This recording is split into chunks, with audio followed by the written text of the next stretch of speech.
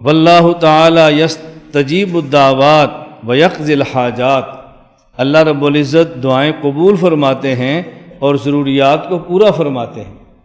اللہ رب العزت دعائیں قبول فرماتے ہیں اور ضروریات کو پورا فرماتے ہیں۔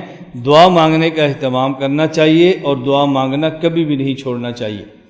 جب انسان دعا میں اللہ سے کوئی چیز مانگتا ہے، اللہ وہی چیز عطا فرما دیتے ہیں، اور اگر وہ چیز نہ دیں تو آدمی کے علم میں نہیں ہوتا، کوئی مصیبت اللہ اس دعا کی وجہ سے اس کو ٹال دیتے ہیں، اور اگر مصیبت بھی ختم نہ کریں اللہ اس دعا کا اجر قیامت تک کے لیے محفوظ فرما لیتے ہیں۔ اللہ پھر قیامت کے دن دنیا میں مانگی ہوئی دعاؤں کا جب اجر دیں گے تو بندہ اس وقت کہے گا اے کاش میری کوئی دعا قبول نہ ہوتی اور آج ساری دعاؤں کا اجر یہی مل جاتا، لیکن ہم چونکہ کمزور ہیں، ہمیں دنیا بھی چاہیے آخرت بھی چاہیے، اس لیے اللہ سے دنیا بھی مانگتے ہیں اور آخرت بھی مانگتے ہیں۔ ربنا آتنا فی الدنیا حسنہ وفی الآخرۃ حسنہ، یا اللہ دنیا بھی اچھی عطا فرما دے اور آخرت بھی اچھی عطا فرما دے۔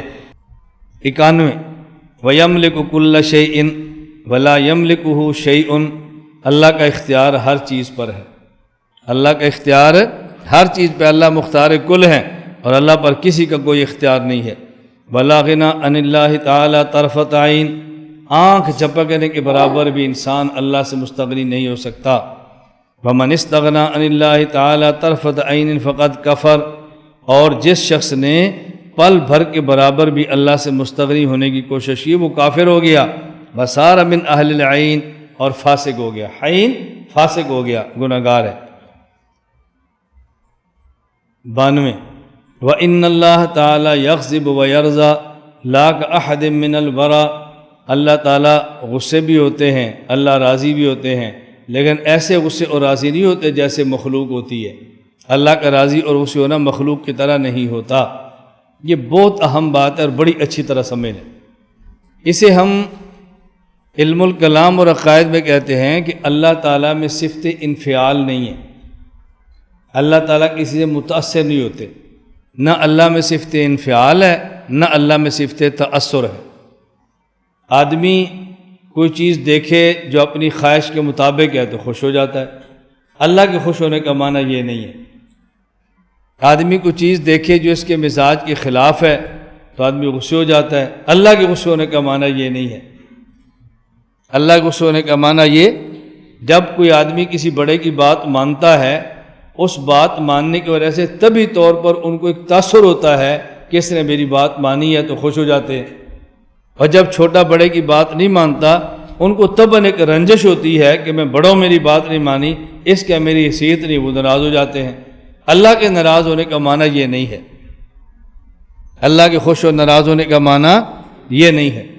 اللہ کے ناراض اور خوش ہونے کا مطلب کیا ہے، یہ اچھی طرح بات سمجھیں۔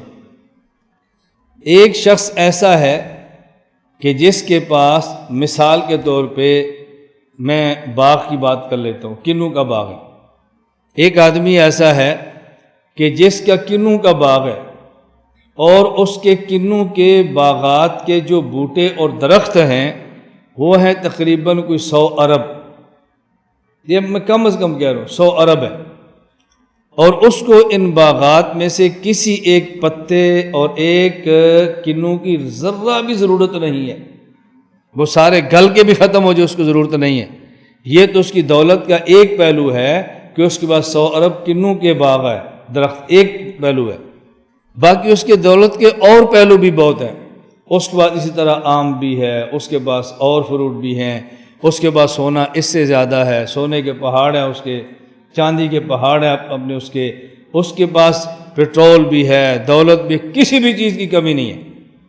اور اس میں کام کرنے والوں کو وہ کہتا ہے کہ آپ نے ایک بھی کنوں کو توڑنا اپنی مرضی سے نہیں ہے، میں تمہیں کھلے عام پیسے دے رہا ہوں، تنخواہ دے رہا ہوں، تم نے اس کو توڑنا نہیں ہے، جب ضرورت ہو تو مجھ سے لینا، میں تمہیں دے دوں گا۔ اب کوئی ایک بندہ اس میں سے ایک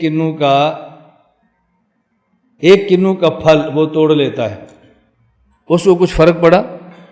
کوئی فرق نہیں پڑا، لیکن وہ ناراض ہوتا ہے۔ ناراض کس بات پر ہوتا ہے؟ ناراض اس بات پہ نہیں ہے کہ ایک کنوں لینے سے اس کے خزانے میں کوئی کمی آ گئی ہے، ناراض اس بات پہ نہیں ہے کہ ایک کنو لینے سے کوئی دولت کا نقصان ہو گیا ہے، کہ اس کے مملکت کا نظام تباہ ہو گیا ہے، اس ایک نے توڑ بھی لی تو کیا فرق پڑا؟ یہ ایک نوکر نہیں ہے، اس کو نکال بھی دے، اس کے بعد 20-25 لاکھ نوکر اور بھی موجود ہے، کچھ بھی فرق نہیں پڑے گا۔ وہ غصے ہو رہے ہیں۔ غصے کیوں ہو رہے ہیں؟ کہ دیکھو ایک ہمارا قانون تھا کہ تم نے جس بات سے منع کرے تم نے باز آنا ہے، تم اس سے باز نہیں آئے، ہم تم سے ناراض ہیں۔ بات سمجھ آ رہی؟ اللہ پاک ناراض ایسے ہوتے ہیں، اللہ تعالیٰ ناراض ایسے ہوتے ہیں، نہ کوئی نقصان ہے، نہ کوئی خطرہ ہے، نہ کوئی ڈر ہے، نہ کوئی خوف ہے، لیکن چونکہ نظام بنا کے دیا تھا اور اس نے اس نظام کو توڑا ہے، تو غصے اس بات پر ہے کہ اس کو نظام توڑنا نہیں چاہیے تھا، اس نے کیوں توڑا ہے؟ بس باقی یہ نہیں کہ اس میں کوئی ان کی بادشاہی میں فرق آ گیا ہے، کوئی دولت میں فرق آ گیا ہے، کوئی ان کی ضروریات میں فرق آ گیا ہے، اس کی وجہ سے ان کو نقصان ہو گیا ہے، ایسی بات نہیں ہے۔ وَإِنَّ اللَّهَ تَعَالَى يَغْضِبُ وَيَرْضَىٰ لَا كَأَحَدٍ مِّنَ الْوَرَاءِ۔ میں نے آپ سے پہلے بھی کہا کہ اللہ تعالیٰ بے مثال ہے، مثال بھی ہم دینا چاہیں تو نہیں دے سکتے، لیکن یہ مثال دیتے ہیں کسی درجے میں کہ بندے کے دماغ میں بات آ جائے، ورنہ عام طور پہ ہم اللہ کے غصے ہونے کا معنی کیا سمجھتے ہیں، اللہ کے راضی ہونے کا معنی کیا سمجھتے ہیں؟ ہم تلاوت کرتے ہیں تو اللہ خوش ہوتے ہیں، ہم سمجھتے ہیں کہ ہم تلاوت کرتے ہیں تو اللہ خوش ہوتے ہیں، ہماری آواز اللہ کو بہت پسند آئی، اللہ خوش ہو گئے۔ ہم جب روتے ہیں تو اللہ کو ہمارے اوپر ترس آ جاتا ہے، اس جو مانگتے ہیں اللہ دے دیتے ہیں نا، یہ ترس والا معاملہ نہیں ہے۔ یعنی ہم اگر کسی غریب آدمی کو سردی میں ایسے کانپتا دیکھیں نا تو ہماری ایک کیفیت پیدا ہو جاتی ہے نا، رحم کی، ترحم کی کیفیت۔ اللہ پر یہ کیفیت نہیں ہوتی کہ اللہ کو ترس آتا ہے تو اس کو چیزیں دے دیتے ہیں، یہ معاملہ نہیں ہوتا۔